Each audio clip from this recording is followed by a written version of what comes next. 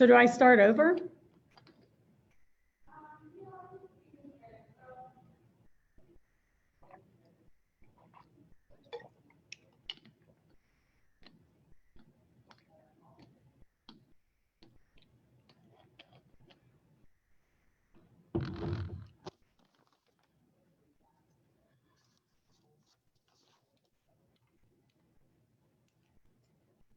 Yeah, I just got a text. It's not working.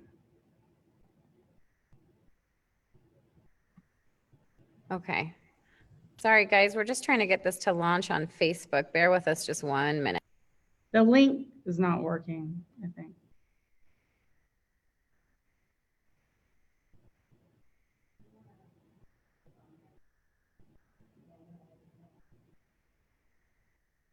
Should I just do it on, what is it, Instagram Live?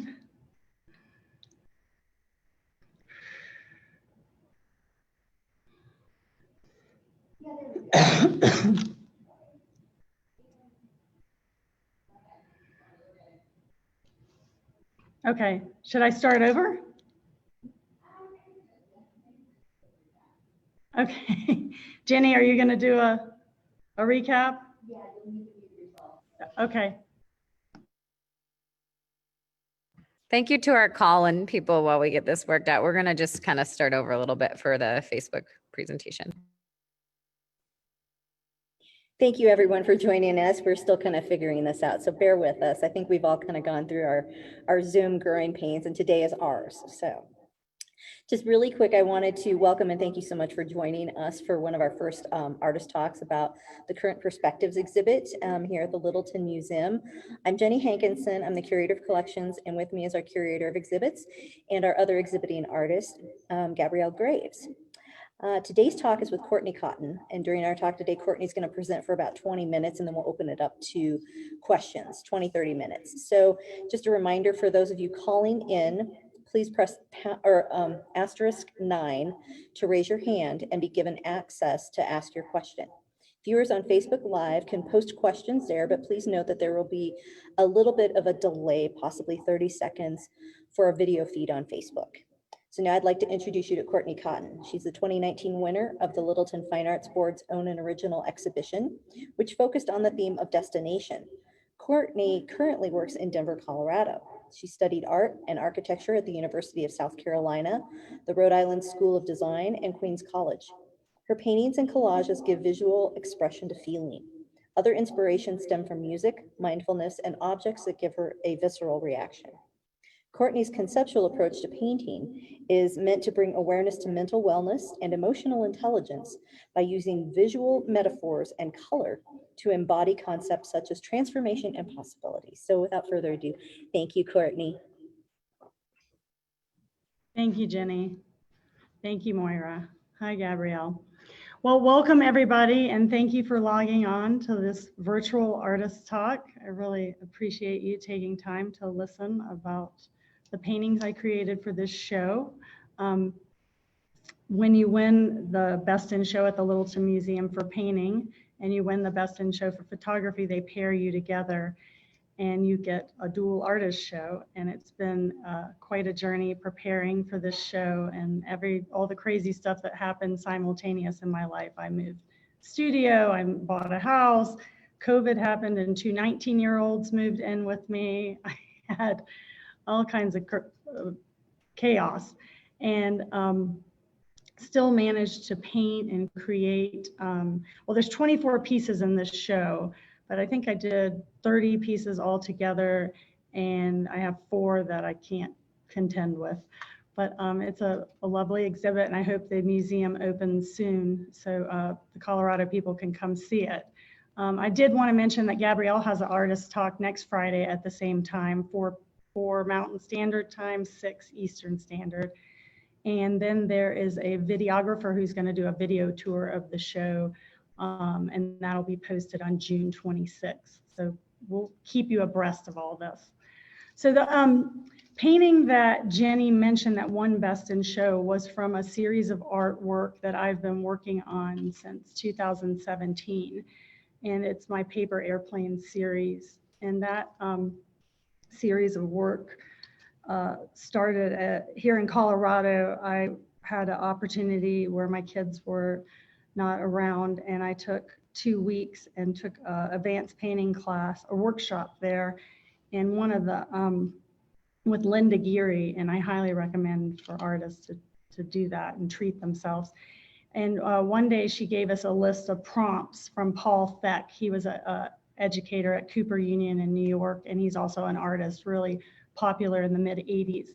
And one of the prompts on the list of prompts, there's 40 prompts, and it's on my Facebook page if anyone wants to look at it, was to make a giant paper airplane and put your slogan for life on it. So I I took a big 22 by 30 piece of watercolor paper and made a giant paper airplane. And then the slogan for life that I used was a song that you sing at the end of Kundalini Yoga called Long Time Sun. And I wrote that on the paper airplane. And then one of my studio mates, you spend a lot of time in these studios, suggested me writing letters to my 2 sons that were away, that our relationship was struggling, and make those letters into paper airplanes and take a hike and sail them off. And then Linda Geary, who was running the workshops, like, yeah, and you need to video that and document it, because painting's not just canvas and paint anymore, it's much more. So we had a ball in the studio. We found all these YouTubes and tested out all these models of smaller paper airplanes I could bring on my hike. And the crashed ones we strung up like fish, like fishermen, the fish they've caught. And then I found a model that worked really well, and wrote my sons a note and took the hike and sailed them off. And then a couple days later in the studio, I was painting. We did a lot in that workshop. Sorry, I dropped my glasses. We did a lot in that workshop with surface prep for canvases. And I used a lot of molding paste. So I did these 2 small 8 by 10 paintings. I prepared the canvas with the molding paste and then wet them with the paint. And then I took a rubber tool and just very easily and quickly sketched in 2 paper airplanes. So I had two-dimensional paper airplanes. And at the end of the session there, the students, we each walked around and we gave a little talk on our body of work, and students would leave notes of their feedback. And I got such good feedback on those 2 paintings and the whole process and hiking, and it was very healing. And then it was great to hear positive feedback. So that's how the paper airplane series spawned. And as Jenny said, when you're above a situation, you look at it differently. And the idea is to respond instead of react. And it lends itself to more peaceful relationships. And what else am I thinking of? I'm at a loss for words. Compassion for other people. You put yourself in someone else's shoes. And that's where my artwork has been focused on for the last 3 years, except for some side projects. And then also in these 24 pieces, there's about 6 pieces that I did that I've always wanted to paint from my heart. They don't necessarily go with the blue and gold and white paper airplanes template that I use. However, they're very meaningful and insightful, and they share, I call a lot of my insights from a variety of different educators and spiritual leaders and entrepreneurs and others. And I like to show that in my work. And I wanted to do that with some extra pieces in this show that meant a lot to me. I've gotten different feedback. I have, a gallery saying, no, don't add them in. And then I talked to another curator slash artist, and she said, Courtney, sit with yourself and listen, and you're about self-awareness and inner voice, and listen to what you want to do. And I was influenced by a show I saw at the Grand Rapids Museum last July, a Melanie Daniels show, and she had several types of her artwork in that show, and I I remembered that and I decided to just go for it and have a plot twist, take some risks. So you'll see those pieces, I'll call them out in my PowerPoint that I'm about to show you. So I'm gonna do a share screen and start a slideshow right now.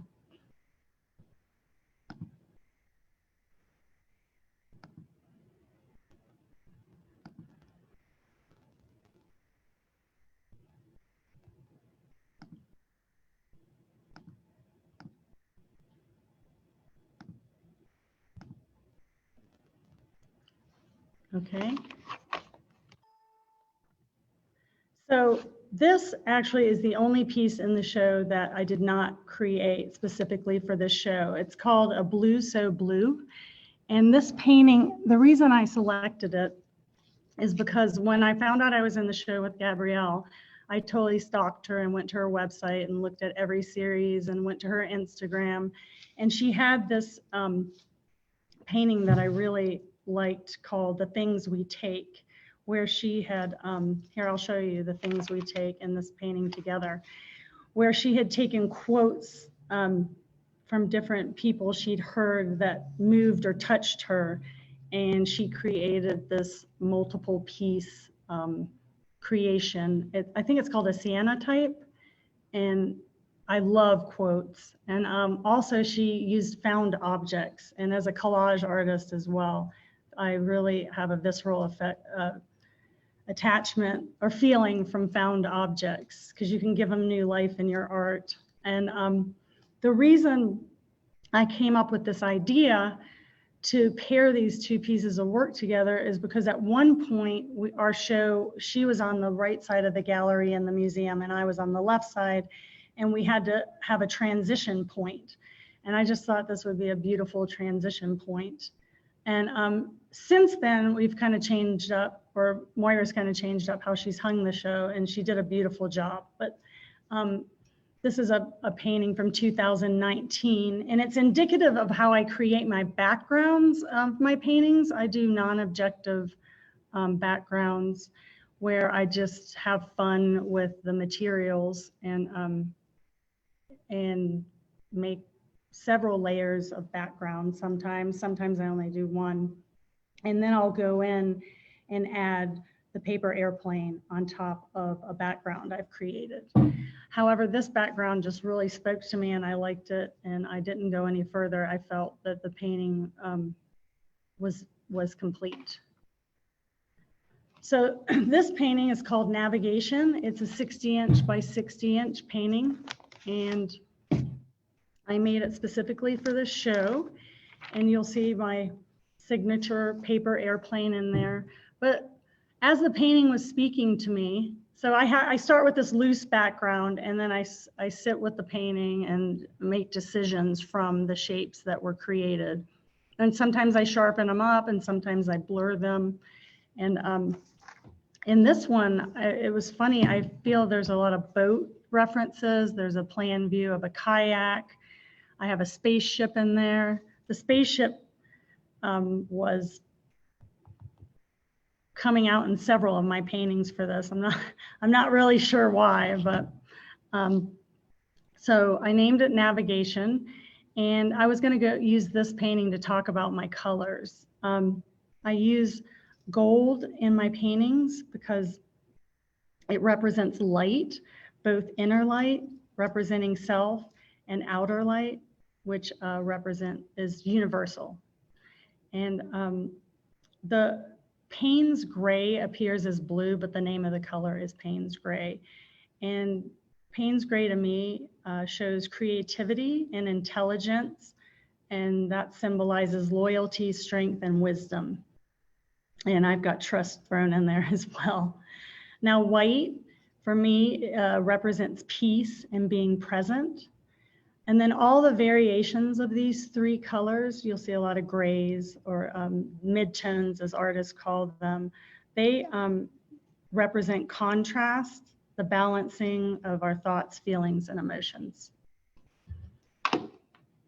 So this painting is called Inner Light, and it's really void. It's basically I wanted to have a visual strength to it, and there's a piece of neon behind the canvas that I had installed behind the canvas. So there's a real and immediate sense here. The canvas is devoid of anything, and that represents self, where the neon represents inner light and spirit. This was one of the plot twists, fun things that I enjoyed making for Perspectives. I've worked really hard to learn about true self and inner voice and through meditation. Okay, you saw these two. This is very indicative of my paper airplane series. I had a little contest and a friend named this Howard's Dream after Howard Hughes. And it's 48 by 48. And I introduced some silver in this in the background. It's hard to tell. And this is the first time I've used gold in my airplanes. This is a complete COVID painting, and it just flowed, and it was so easy. Sometimes paintings can be challenging, and this one was a canvas that wasn't very successful, and I covered it with gesso. It's a primer for those who don't paint. And in the garage where we were living during COVID, and did the background in a day. I was happy with it, and then I probably sat with this painting or worked on it 3 different sessions, which is very good for me because sometimes it takes me 9 months to make a painting. So after I create the background, I go in and I play with the background, and I like to hide things in my paintings. Sometimes I put hearts. You'll see references to clouds in this. I have a full moon in there, and today is a full moon. That was very serendipitous. I'm a Cancer. I do like astrology, and I've got the moon in there. And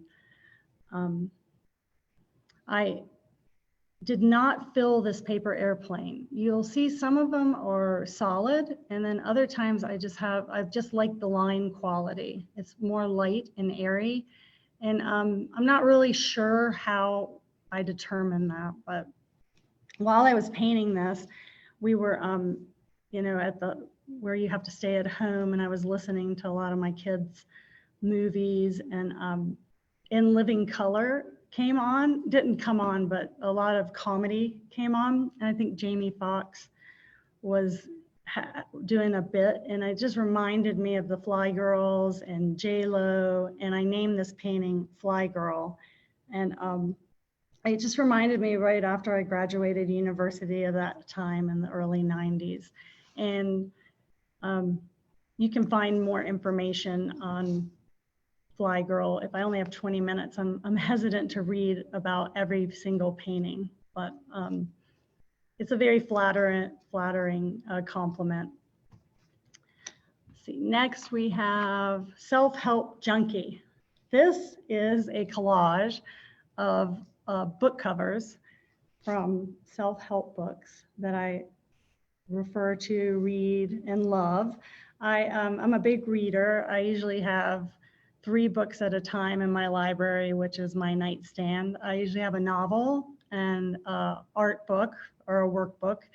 And then I usually have a self-help book, which I've been told is now called self-development. So I just love them. I find them, I mean, sometimes they're a little redundant, but if you get one good morsel or one good idea or habit out of them, to me, it's worth it. It's like a cookbook when you get one good recipe out of it.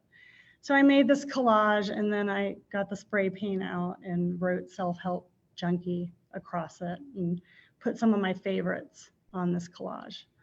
These books have brought me a lot of peace. So this one, I am going to take the time to read about it a little bit. I have a book that I really like and I refer to every now and then by Tara Brach called Radical Acceptance. And I read a poem in this book by Antonio Machado. And I've just thought to myself for years, I don't know, 5 or 6 years, I'd love to somehow make a painting to go along with that poem. So I'm going to read it to you really quickly. Last night, as I was sleeping, I dreamt marvelous error, that I had a beehive here inside my heart. And the golden bees were making white combs and sweet honey from all my old failures.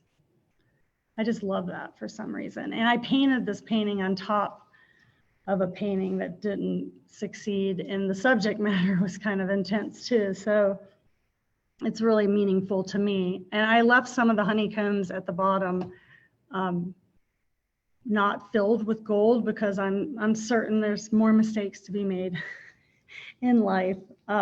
Even though we do learn from them, I know they will happen, and I'm resilient, and I'll navigate through them. My summer intern told me something the other day that was really stuck with me. She said, a smart person learns from their mistakes, but a wise person learns from watching others. So I like to learn and read and take risks with my paintings. And I was happy with how this turned out.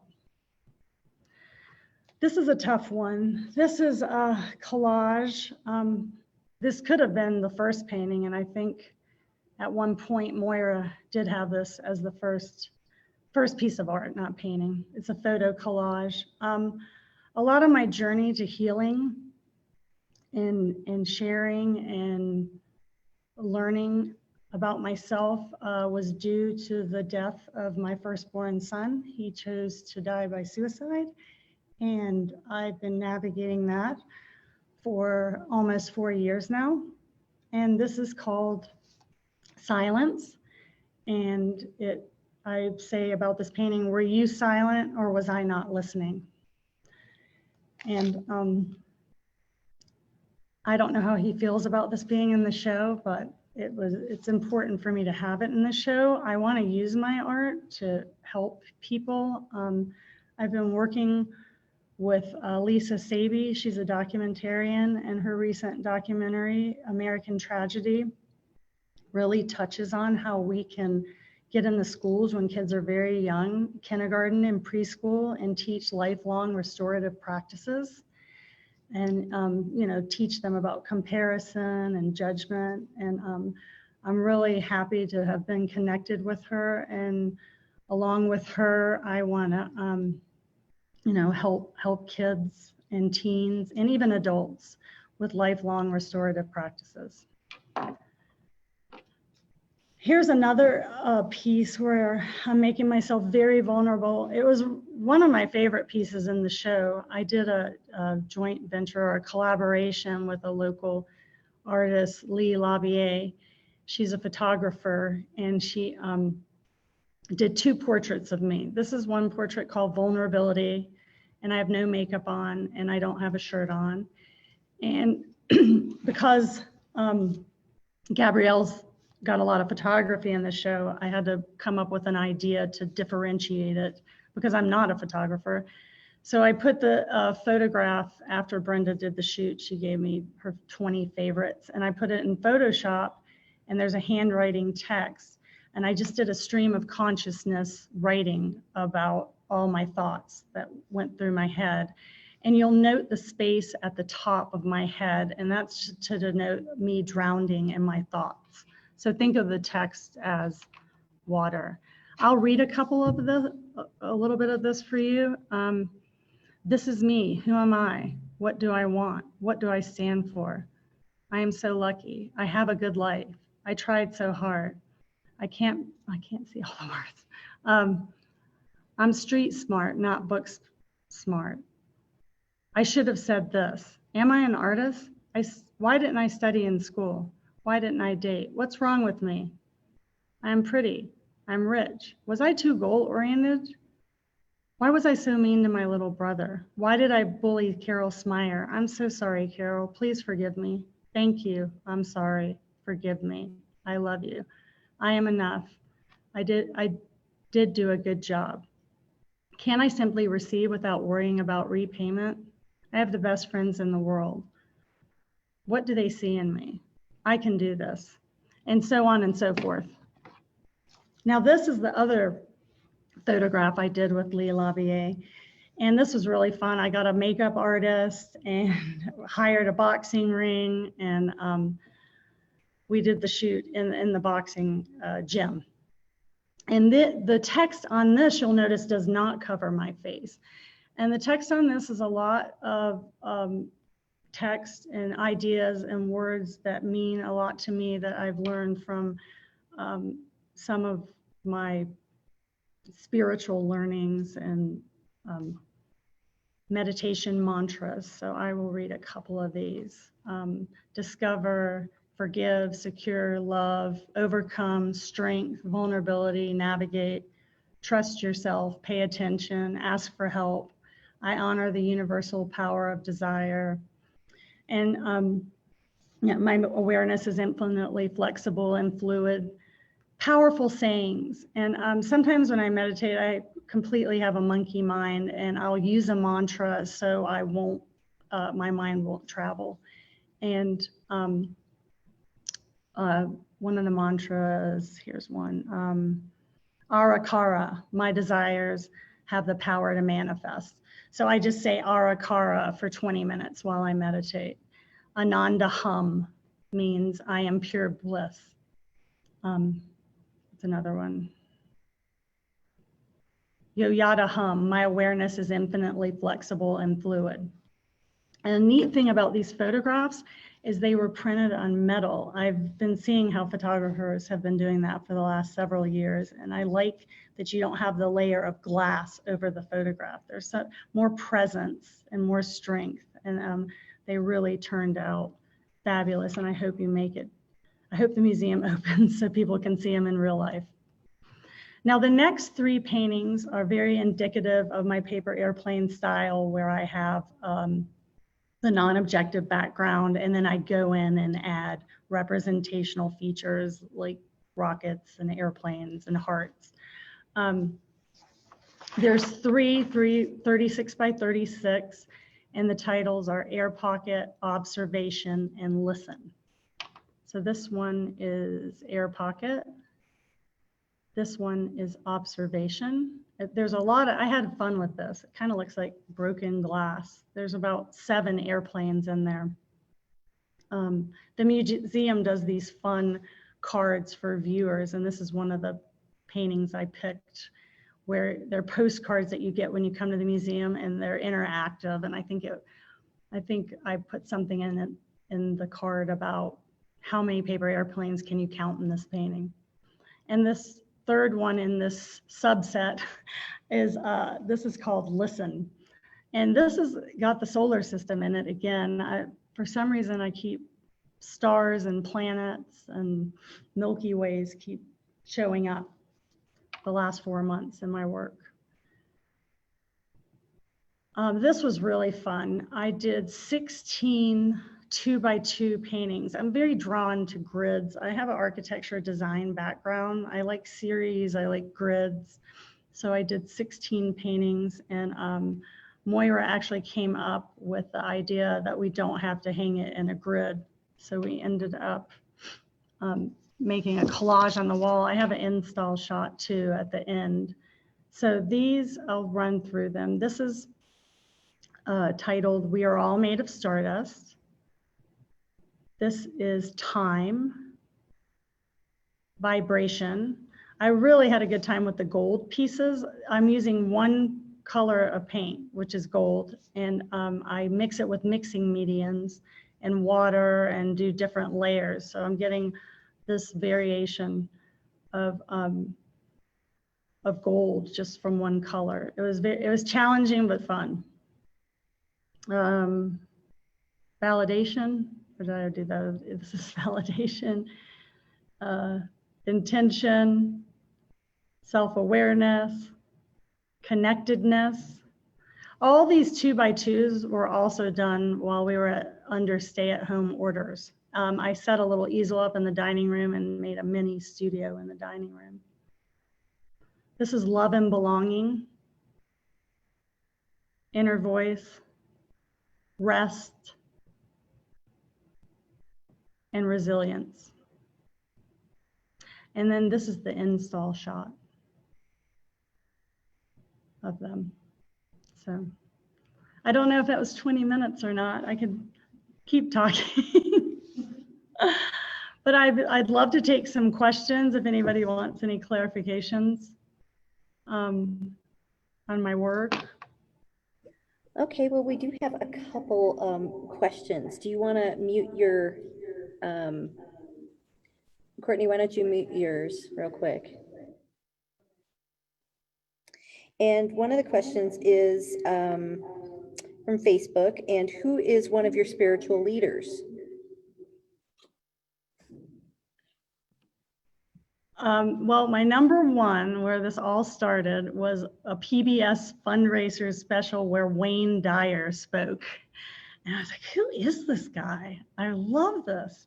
I've never looked at life like this. You know, I grew up with Republican conservative parents and we were Methodists and it was just fabulous. And then he's led me to Carolyn Miss, Louise Hay, Deepak Chopra, to name a few.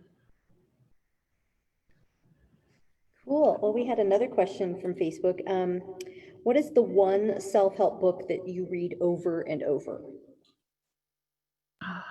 The one I really love over and over is The Four Agreements. Hopefully I can remember them. Don't take anything personally. Always do your best. Be kind with your word and never assume. Jose Luis Miguel wrote that book. It's amazing. We used to have cards on the table at dinner, and if we didn't say grace, the kids could pick if they wanted to say grace or pick a Four Agreements card before we ate.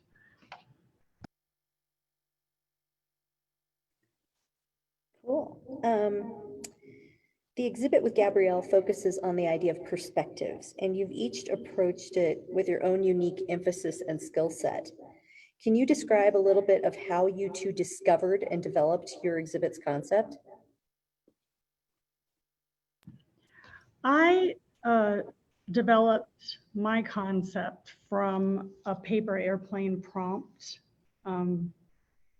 that I was given at a workshop in Aspen. And I want to say it was about a year after. It was almost a year before the first anniversary of my son's death. And I'm looking at that as a lesson. Like, why was I given this lesson? How am I going to survive this? You know? And so perception and perspective came about from that, spawned from that for me.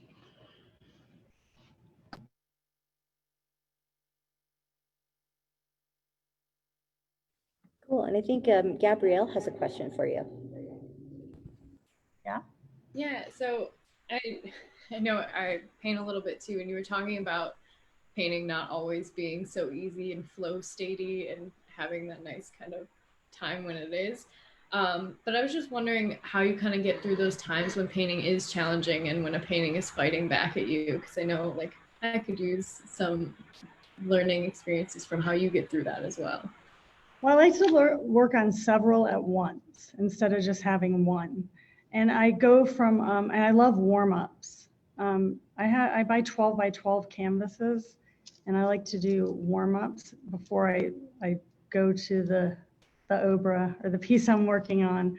So warm-ups are helpful, and then to bounce between a couple paintings at once. I feel like if you only have one going, it's really hard when you get stuck. So yeah, because I waffle between loose and tight, loose and tight. So the warm-up's loose, and then, so did that answer the question? Yeah.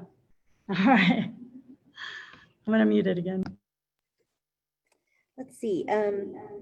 What did you discover about yourself or your process during this exhibit? You know, that's a fabulous question, whoever asked it. I learned the most about myself on the painting that won Best in Show. It took about 9 months to do. It was a complete departure for me. I had one of the owners of my studio space is a gallery owner, and he came in and liked it and said, I can't wait to see where that goes. Well, that added more pressure. I was like, oh my gosh.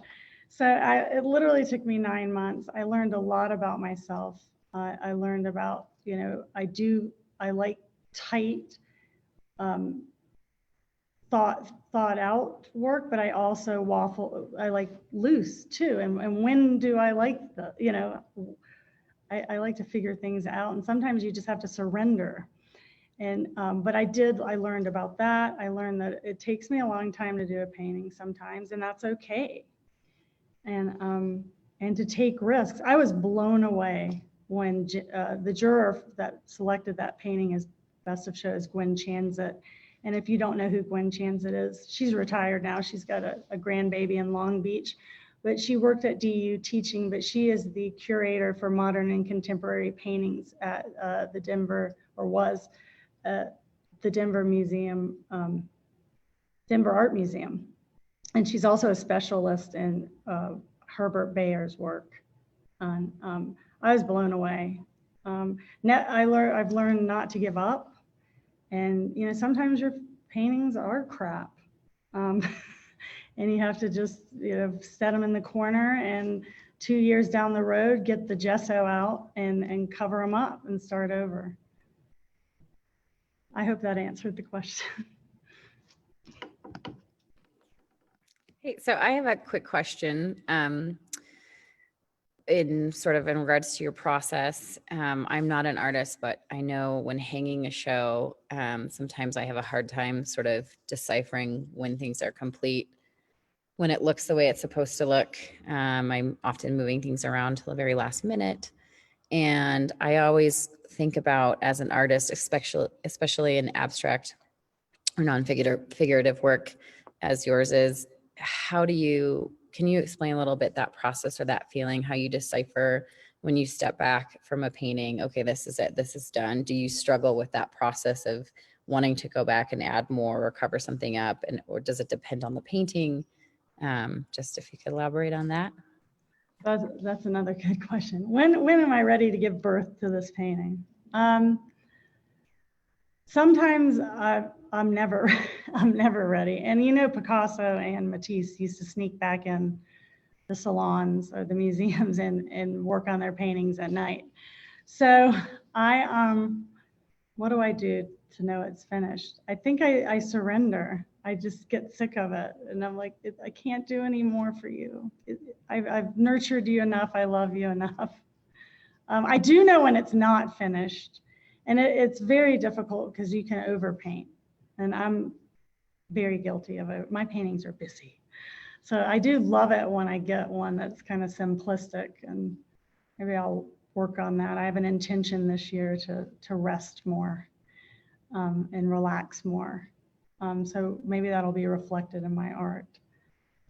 But if I am painting consistently for 30 days, I know more. Starting and stopping is brutal for me. If I take 2 weeks off, then it's harder for me to know when a painting's complete or not.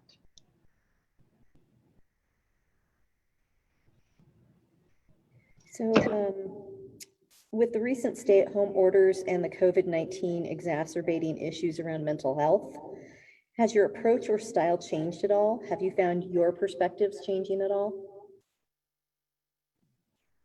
I have.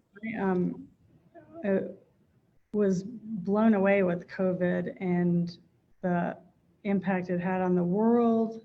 My heart goes out to people who've lost people with this virus. I look at them, it's interesting because I'm a survivor of suicide, and suicide was a concept that tribal elders did for the betterment of the tribe. I don't know if people know that or not, so that the younger members of the tribe would have food and resources. And I feel like the people that have passed away from COVID are angels or agents of change. And we need to listen to this. And we need to listen to people that take their own lives as well. I think we can do small changes. I'm growing a garden for the first time in, I don't know, 30 years. And we can make small changes and shifts. Changes have to be made. The planet's not going to survive if we carry on the way we are carrying on post-COVID.